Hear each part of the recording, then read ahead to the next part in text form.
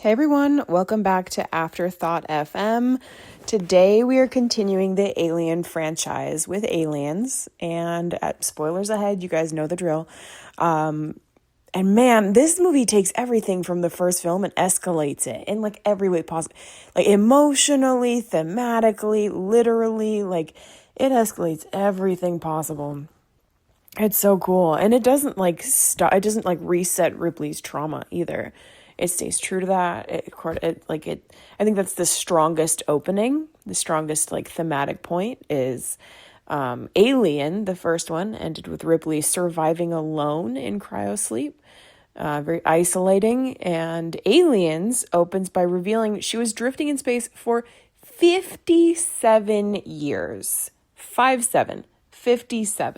Let that one sink in, because that's horrifying. That's horrifying. Absolutely not. Could never be me. What that means is that everyone she knew is gone. Her crew is dead. We saw that happen. Her daughter lived and died while she slept. We didn't get that information in whole. I think we may have gotten a throwaway line. If you played the game or if you saw anything or know anything about the game Alien Isolation, it kind of explains in depth, but that is really what's going on with her outside of just the trauma of the first movie and everything that she saw and lived through. She missed out on her daughter's entire life. And that's some crazy emotional displacement. So yeah. Still going strong, though, with the company absolutely sucking. Continuation of labor terror, continuation of corporate greed and corruption. So, Ripley has to explain why she destroyed the Nostromo at the end. And the company, treats her like it's, a paperwork inconvenience. They're like, that doesn't make any sense. And she's like, oh, my God. And, the audience, we trust her. We saw the whole thing. And we're just watching her have to, explain herself, I think she said, for, 3 hours. And we're like, oh, man, I would be pissed. Yet again, feminism. Oh, my God. Where was that? Where was feminism? She needed it. No one listened to the smart lady. It's just institutional skepticism, I would say. The ship was, expensive, and so that's why they didn't believe her. No one listens to the smart lady. Corporate detachment.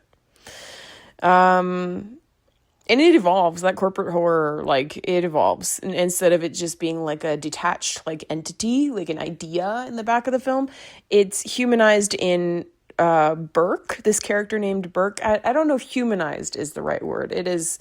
There's a word for that, but it's symbolized in this character. And this Burke guy offers Ripley her flight officer status or position back only if she joins the mission that they go find out what happened because they colonized the planet with that where the alien came from, and they lost contact or whatever. And so, they're like, we're going to manipulate you about this, we'll give you your flight status back under the condition that you come with us. And that's that's exploitation of trauma. That's the dangling employment or purpose in front of her face. Cause there's some lost purpose there from her 57 years in space, just floating around. It's emotional coercion. I'm not a fan. I don't like it. And I blew right past, I know I mentioned it was colonized, the planet LV-426. They colonized it. They were like, oh yeah, colony's been there for 20 years. 20 years, excuse me. The worst possible thing is for you to have put people on this nightmare planet. That is the worst. So 20 years, families and workers. I guess they're doing a resource thing or terraforming or resource extraction. I mean, aside from human expansion, I don't really know what we wanted with that. Maybe there was a scientific thing. I don't know. Corporate recklessness is what I say. That's how I see that. So the other tonal shift, there's a major tonal shift. I've been talking about some similarities. The big shift is that we're no longer with truckers isolated in space. We're moving into militarized overconfidence. Like the Marines have their swagger, they've got their big weapons, they've got their confidence, and then like that's kind of like clashing with Ripley's trauma. And there's a synth again.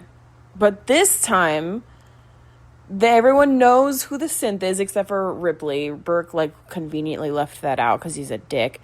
But this synth, so the bishop is supposed to be like he did actually. He ended up being very helpful. She at first, obviously, understandably, she got very uncomfortable because there was trauma with Ash, the first one. There's a lot of distrust there. Bishop, though, ends up slowly earning her trust, and there's like, you know, I don't know. There's something to be said about the difference between tools and institutions in that one, you know, where like Bishop's coding clearly was protective of human life and Ash's coding was clearly protective of corporate interests. Yeah, and I would say, okay, so the emotional core of this one, let me just touch on this because I realize I haven't really even mentioned Newt. Hello, the most adorable thing. She's this little girl. She changes the movie from like a complete like a survival horror with, I wouldn't say low stakes, but like it's isolated on this planet, right? If they don't come back, nothing comes back. Oh well. Now you're like, this child better survive. So you moved from like just a survival horror into something like deeply protective, and the audience feels it too. There's also some shared trauma between the kid and Ripley. Obviously, they both have survived this alien terror. Ripley's lost daughter contributes to her feeling very protective and maternal over Newt as well. And it just ends up being this sort of like beautiful survival through connection type of thing, you know, where you've got this surrogate mom and her little adopted kid, you know, surviving the horrors, surviving the horrors. There's a few very poignant lines in this one that I don't know about you guys, but they stick out for me more than any of the lines in the first one. So the first one is Newt saying something like, my mommy always said there were no monsters, no real ones, but there are. And that is like, it's terrifying, it's horrifying, yes, because like, a kid saying that is like, what do you mean? But but like, I would say that like, it's so sad. The innocence that was shattered in that poor child, you know, the trauma, the emotional grounding that she has to have right now. And she's trying to figure out like, oh, there are monsters. Why would mom tell me that they're not? That's kind of crazy. The second line it comes later, and we're going to get there. Just hold your horses. But it happens at the end of the film, and it's like the huge payoff, so just bear with me. There's a point where multiple signals, quote unquote, are closing in, and it just is like little dots that show where the aliens are around them. And the first movie conditioned us to fear one alien, just the one. This movie suddenly goes, well, what if there are like dozens though? Like what if there's like a whole bunch of them? And we have motion trackers, and it's now a siege horror, and now everyone's panicked. Like it's kind of crazy. The escalation is a little bit, it's a little unhinged.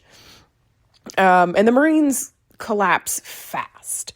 They arrive thinking superior firepower means control, and then the movie kind of like dismantles that confidence in such a systematic way. There are everything has casualties, obviously, everywhere, casualties everywhere. Their transporter ship thing gets destroyed somehow, gets blown up. Now they're isolated again, back to the isolation of the first movie. Basically, everyone's losing control very, very quickly. Things are kind of spiraling and collapsing. And then you see Burke kind of become a monster. He locks Ripley and Newt in a room with like one or two face huggers. And you just sit there and you're like, man, I thought you were bad before. I thought you were terrible before. What was I thinking? New low, pal. It's like I guess it's just like a step further in the body violation, you know, the profit over people corporate horror. And then it was just, what I will say is that even though there's this one Marine character, I can't remember if it's Hicks or if it's Hudson. They said that those names, both of those names, like so many times. It's one of them. It's like the overconfident guy. And he immediately wanted Burke dead. He was like, we should kill this guy now. And I was like, yes, please, thank you. Everyone listened to that guy. And then no one listened to that guy. So Burke got away. And then he did end up dying. But I don't think it was by our guys. It was by the alien. There was some... It was a definite you deserved that moment. Okay. Then the next thing that happens, well, not the very next thing, but the next thing that happens in the spiral of downwardness is the aliens cut the power to the facility, which means that they are smarter than we thought they were in the first film. And if you've all seen all these movies already, you know that they're intelligent. But I think this is the first time we're seeing that they're this intelligent in a tactical way, that they're adapting strategically, and that they've figured out, I don't just have to hunt. I can literally weaponize my environment. And that's wild. Jumping from the first movie, that is wild. And then, they're in these vents and they're trying to escape, and then there's this guy Gorman, I think his name is, and he's trying to help Vasquez through the vents, and they both end up getting hurt, and they've got to blow each other up to start. Well, it's a bit of a taking agency back because there's no getting out of it, so they're like, okay, we can either use this bomb and detonate it and take a bunch of these fuckers with us, or we can just let them eat us. We choose agency. We choose agency in this moment. And that was kind of a beautiful moment, even though nobody liked Gorman. I didn't either. I get it. We all loved Vasquez. And in that moment, the two of them were like, you know what, we're dying together. Solidarity. Let's do this. And I think that moment kind of drilled home the humanity before everything collapses. For at least for the military in that moment. And then Hudson starts panicking again. Not that that's wrong, but he's like the loudest character. So, it all starts to have this emotional climax to the point where Newt gets taken again. I say again, she gets taken, and, the movie suddenly flips way around. It's not about escape anymore. It's a rescue mission, and Ripley is rescuing. Ripley's on it. Maternal rage, protective purpose. She's like, nope, we're doing this. We are not abandoning Newt in this moment. Love that. But the problem is with this moment that Ripley is looking for her, and then all of a sudden you start hearing and seeing goo, and you're like, okay, what is that? There's a sack, there's things going on, and then she looks up, there's a queen, which means that this is a hive situation, and that there are alien hierarchies, and that there's way more to this entity or organism than we ever thought. It expands it from just one creature into a horrifying ecosystem. Egg laying and more reproductive body horror, and anyway, and then you can draw parallels between the queen and between Ripley. You really could, the alien queen, the human queen, in their respective environment in that moment, both trying to just save their babies basically. And then the alien queen chases them around a little bit, and then Ripley gets into that iconic power loader, the big forklift, the coolest part of the film. Arguably the coolest part of the film. And remember when I told you that the line is the second line of dialogue that I really love is when she says, "Get away from her, you bitch," and she's in that forklift. Oh, she's my queen. She is my queen. And she fights the queen in that thing, by the way. I don't know if you guys remember this. Workplace machinery? What do you mean? It's a weapon now.